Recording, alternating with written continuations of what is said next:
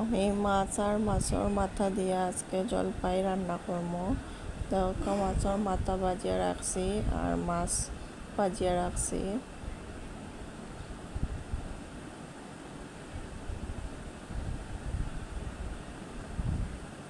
এখন আমি তেল দিছি আর পেঁয়াজ আর রসুন দিছি।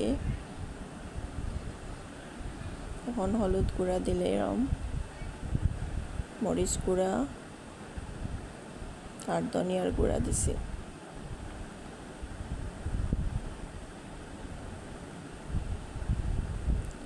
মশলা কষানি হয়ে গেছে, এখন একটু পানি দিয়া আর দিলাম জলপাই।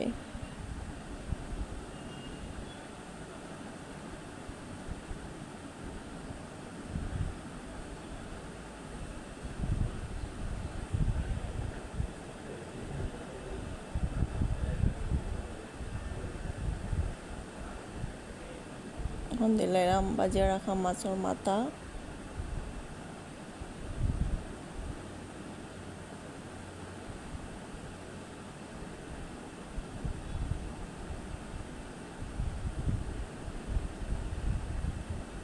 এখন দিলাম মাছ।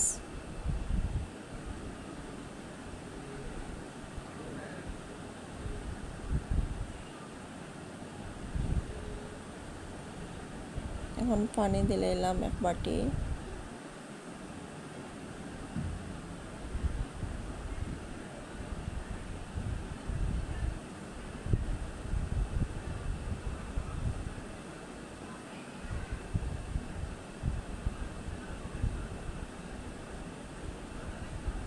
এখন লবণ দিলাম।